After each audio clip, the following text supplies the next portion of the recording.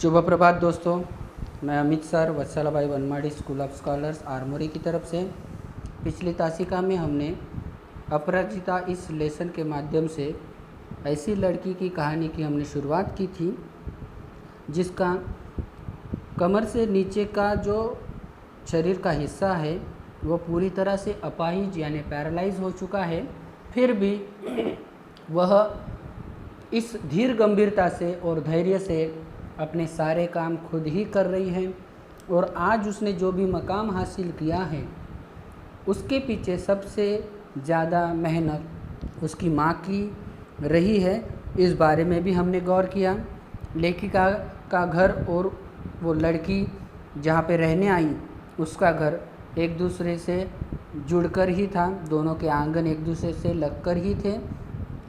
पहली बार जब लेखिका ने इस लड़की को देखा, वो कार से उतर रही थी और किस प्रकार उतरी वो भी देखा हमने कि सबसे पहले वो कार आंगन में आई और कार का दरवाज़ा खुला तो एक वयस्क स्त्री, एक वयस्क महिला वहाँ से उतरी और उसने पीछे की दरवाजे से एक व्हील चेयर निकाली और कार के आगे के दरवाजे पर रख दी और वो चुपचाप अपनी घर के अंदर चली गई।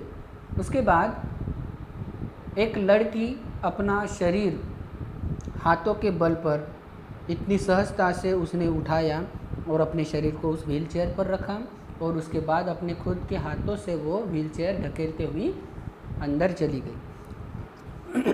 और लेखिका कहती है कि उसका जो आवागमन है, उसका जो डेली रूटीन है वो इस तरह से वो कर रही थी जिस तरह से एक मशीन अपना काम खटखट खटखट ऐसे आवाज़ करते हुए निरंतर करती रहती है, उसी प्रकार यह लड़की अपने सारे काम करती आ रही थी।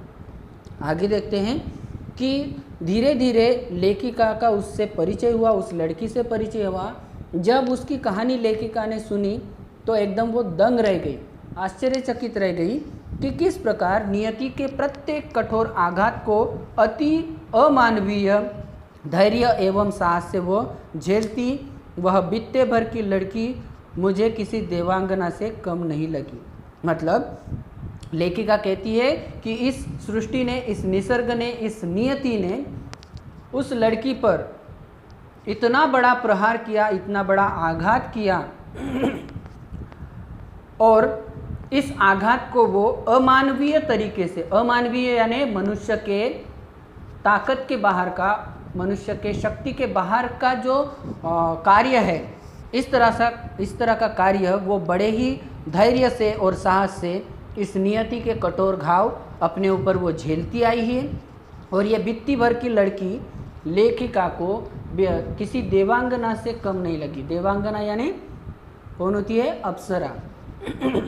लेखिका कहती है कि ये बित्ते भर की लड़की मतलब छोटी सी लड़की, इतनी कम उम्र की लड़की इस प्रकार वो अपना जीवन व्यतीत कर रही है नियति के कठोर आघात सहन करके, तो वो किसी अप्सरा से कम नहीं लग रही थी।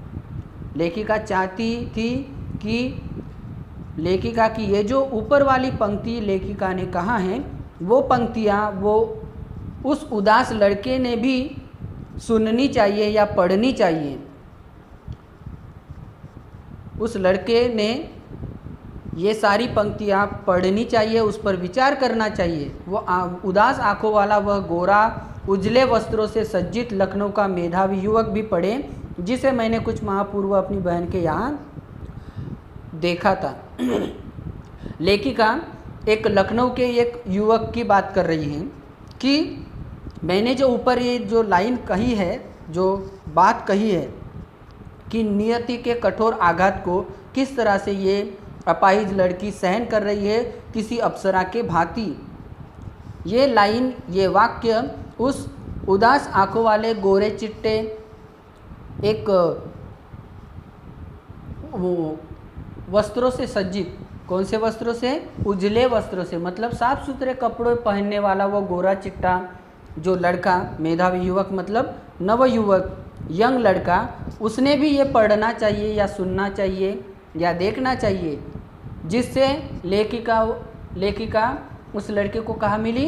लेखिका के घर में मिली। वह लड़का चलती ट्रेन से हाथ में कुल्हड़ सहित चढ़ने के प्रयास में गिरा। वो लड़का ट्रेन के अंदर आकर वो कट गया उसका हाथ। वो क्या कर रहा था, पहिए के नीचे उसके हाथ आ गए थे। वो क्या करने गया था कि वो लड़का जो है आईएएस यानी इंडियन एडमिनिस्ट्रेटिव सर्विस यानी कलेक्टर की परीक्षा देने के लिए वो इलाहाबाद गया था। और लौटते समय एग्ज़ाम देकर वापस लौट रहा था, तो लौटते समय किसी स्टेशन पर वो रेलवे रुकी और रेलवे से वो उतर गया चाय पीने के लिए। और चाय पीते पीते ही ट्रेन शुरू हो गई, आगे बढ़ने लगी। तो ये लड़का उस ट्रेन को पकड़ने के चक्कर में हाथ में कुल्हड़ वाली चाय हाथ में लिए वो दौड़कर वो ट्रेन पकड़ने के लिए दौड़ा। तो गलती से वो उसका हाथ ट्रेन के नीचे आ गया, ट्रेन के पहिए के नीचे आ गया और उसका दाहिना हाथ राइट हैंड जो है उसका टूट गया उस ट्रेन के नीचे आकर। उस लड़के के प्राण तो बच गए, लेकिन उसका दायां हाथ चला गया। अभी इसी विच्छिन्न भुजा के साथ, टूटे हुए हाथ के साथ वह मानसिक संतुलन भी वह खो बैठा। उसका खुद के ऊपर कंट्रोल नहीं रहा, संतुलन नहीं रहा, उसने धीरज से काम नहीं लिया और अपना संतुलन खो बैठा। और पहले तो वो दुख भुलाने के लिए नशे की गोलियां खाने लगा और अब नूर मंजिल की शरण गई है। मतलब इतना वो बर्बाद हो चुका, नशे की लत उसको लग गई। अपने अपाहिजपन को वो कोसते हुए नशे का सहारा उसने लिया और अपना जीवन जो है उसने खराब कर लिया।